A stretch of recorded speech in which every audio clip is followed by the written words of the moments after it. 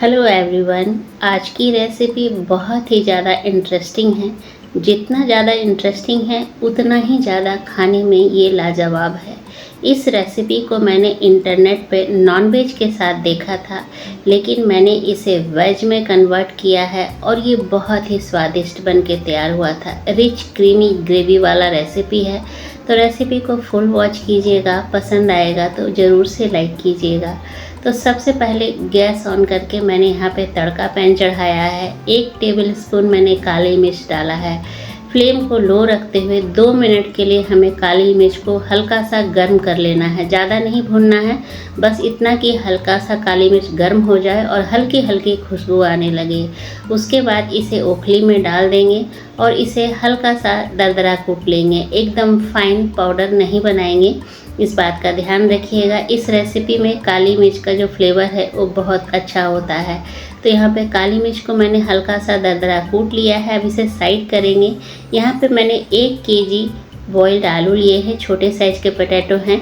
इसे मैंने medium to low flame पे 1 सीटी लगाया, उसके बाद ठंडा कर लिया। छिलका उतार करके हर एक आलू में मैंने 5 से 6 बार फोक से होल किया है ताकि फ्लेवर अंदर तक चला जाए। अब 1 छोटा चम्मच मैंने लहसुन अदरक हरी मिर्च का पेस्ट लिया।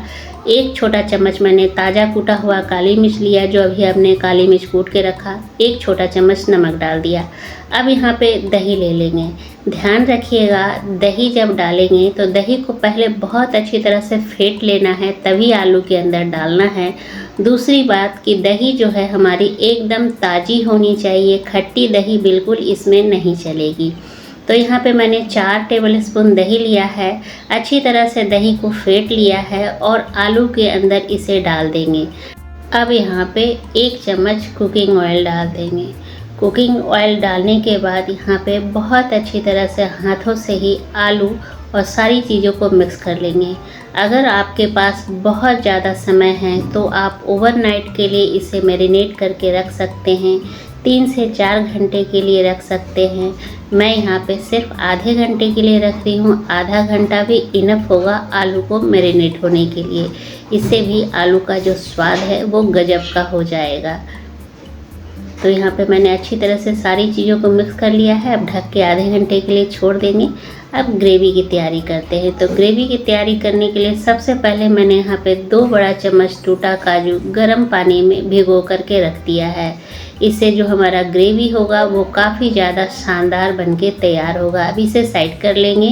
अब गैस ऑन करके कढ़ाई गर्म होने के लिए चढ़ाएंगे और जब कढ़ाई गर्म हो जाए तो 1 चम्मच ऑयल डालेंगे। 1 चम्मच ऑयल डालने के बाद तेल को पहले अच्छी तरह से गर्म होने देंगे। जब तेल बहुत अच्छी तरह से गर्म हो जाए तो यहाँ पे 4 लौंग डाल देंगे, 1 बड़ी इलायची डाल देंगे, 2 छोटी इलायची डाल देंगे और 1 तेज़पत्ता डाल देंगे। फ्लेम को लो रखते हुए कुछ सेकंड इन गरम खड़े मसालों को भून लेंगे। अगर आपके पास जावित्री हो तो थोड़ा सा आप डाल देना। 2 मीडियम साइज के प्याज डाल दिए हैं, 7 लहसुन की कली डाली है, 3 हरी मिर्च तोड़ करके डाल रही हूँ, 1 इंच अदरक का टुकड़ा डाला है। अब यहाँ पे फ्लेम को लो टू मीडियम रखते हुए 3 से 4 मिनट तक हमें इसे भूनना है। सिर्फ प्याज का कच्चापन दूर करना है, प्याज लहसुन अदरक का कच्चापन दूर करना है। इन सारे मसालों में हमें कलर बिल्कुल नहीं लाना है, इस बात का ध्यान रखना है। अगर कलर आ गया तो जो हमारा सॉस है, जो हमारा ग्रेवी है, उसका कलर चेंज हो जाएगा, वो वाइट बिल्कुल नहीं रहेगा। तो इस बात का हमें ध्यान रखना है इस रेसिपी में। तो यहाँ पे 3 से 4 मिनट तक मैंने सारी चीज़ों को भून लिया है, कच्चापन ख़त्म हो गया है।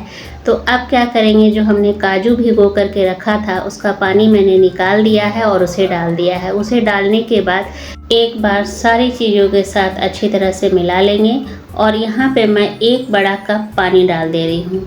पानी डालने के बाद फ्लेम को हाई कर देंगे और इसमें एक उबाला आने देंगे। जैसे ही इसके अंदर उबाल आ जाए तो फ्लेम को यहाँ पे लो टू मीडियम करके 7 से 8 मिनट तक छोड़ देंगे। ध्यान रखेंगे दोस्तों, इन सारी चीज़ों का कलर हमें बिल्कुल चेंज नहीं करना है, बस ट्रांसलूसेंट होने तक इसे पकाना है, कलर बिल्कुल चेंज नहीं करना है। तो यहाँ पे मैंने 7 से 8 मिनट तक लो फ्लेम पे छोड़ दिया था। बीच में एक बार मैंने चलाया है, आप देख पा रहे होंगे इसका कलर बिल्कुल भी चेंज नहीं हुआ है। सारी चीज़ों का कलर जो है ना एकदम ट्रांसलूसेंट हुआ है, कलर बिल्कुल चेंज नहीं किया है मैंने। बस इसी तरह हमें ग्रेवी के लिए इन सारी चीज़ों को रेडी करना है। आप देख पा रहे होंगे। तो अब क्या करना है, गैस को बंद कर देना है और इसे पूरी तरह से ठंडा कर लेना है।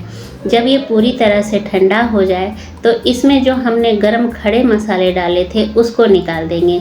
अगर वो मसालों के साथ पिस गया ना तो ग्रेवी का कलर जो है वो हमारा वाइट नहीं आएगा, वो क्रीमी टेक्सचर जो आता है वो नहीं आएगा।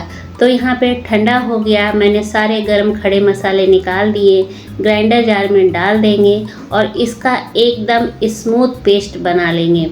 अगर रेस्टोरेंट वाला टेक्सचर चाहिए, रेस्टोरेंट वाला क्रीमी ग्रेवी चाहिए तो 1 मिनट तक थोड़ा सा जार को ज़्यादा चला लीजिएगा, एकदम स्मूथ इस तरह से पेस्ट बनके तैयार मिल जाएगा।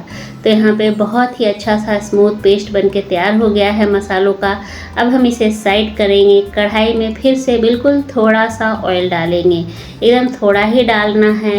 अब यहाँ पे 1 चम्मच बटर डाल देंगे। बटर की जगह आप घी का भी इस्तेमाल कर सकते हैं।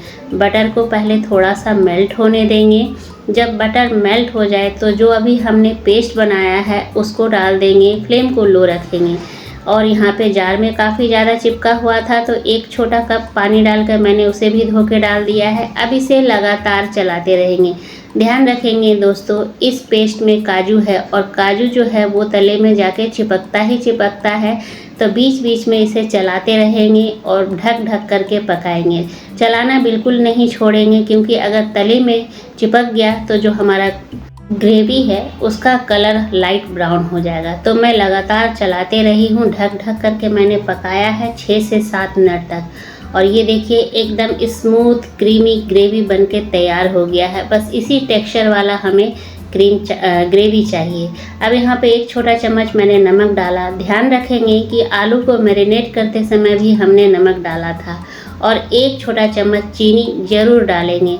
चीनी इसलिए डालेंगे ताकि टेस्ट में बैलेंस हो जाए। अब नमक चीनी को अच्छी तरह से मिला दीजिए एक बार। मिलाने के बाद जो हमने आलू को मैरिनेट करके रखा था उसको आधा घंटा हो गया है, उसे डाल देंगे।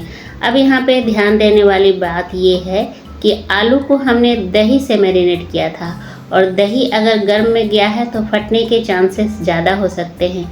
तो यहाँ पे मैंने फ्लेम को हाई किया है और लगातार चलाते रही हूँ जब तक कि इस ग्रेवी में उबाल ना आ जाए। दही भी हमारी फटनी नहीं चाहिए, काजू भी है इसमें तो चिपकना नहीं चाहिए। उबाल आ गया तब मैंने यहाँ पे 1 मीडियम ग्लास पानी डाल दिया। रूम टेम्परेचर का पानी डाला है, ठंडा पानी यहाँ पे नहीं डालना है। पानी डालने के बाद अच्छी तरह से सारी चीज़ों को मिला दिया है। ढक करके 5 से 6 मिनट तक और पकाएंगे। बीच में एक बार चलाएंगे भी। इस रेसिपी में यही बात है कि बीच बीच में आपको चलाते रहना है, क्योंकि ये जो ग्रेवी बनके तैयार हुआ है वो काजू से, प्याज से, दही से बनके तैयार हुआ है।